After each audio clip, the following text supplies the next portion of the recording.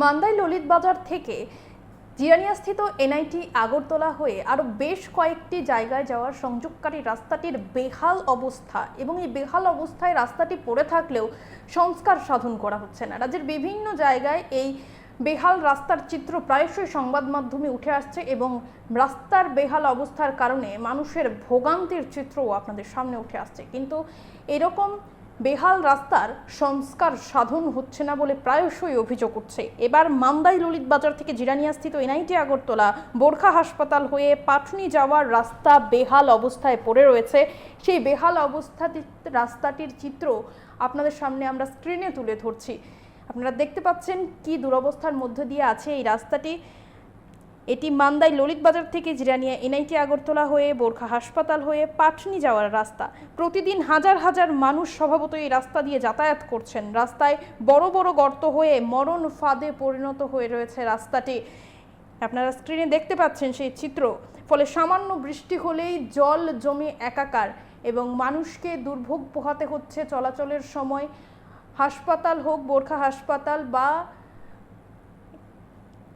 যে কোনো জায়গায় যাওয়ার সময় মানুষকে ভোগান্তির শিকার হতে হচ্ছে রাস্তার এই বেহাল অবস্থার কারণে, কারণ রাস্তাটি সংস্কার করা হচ্ছে না। স্থানীয়রা এই রাস্তাটি মেরামতের দাবি বহুবার জানালেও কাজের কাজ কিছুই হচ্ছে না বলে অভিযোগ উঠছে। এদিনও ফের স্থানীয়রা দ্রুত রাস্তা সংস্কারের দাবি জানান, যাতে এই রাস্তা সংস্কার হলে তাদের ভোগান্তি কিছুটা হলেও কমে। আমরা শুনবো ঠিক কি জানাচ্ছেন তারা। মাস দুই তারপরে এটি নতুন আবার রিপেয়ারিং করা হয়েছে নি মধ্যে করছে না তো এখন পর্যন্ত করছে না।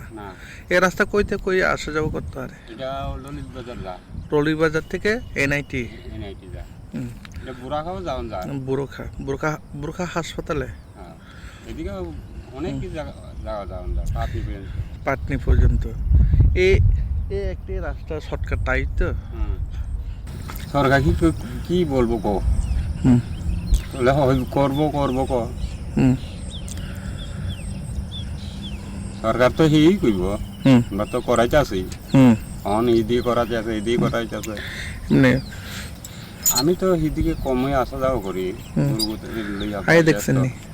আসা যাওয়া করে ঠিক, তারা কি দেখেও না দেখার মতন যা।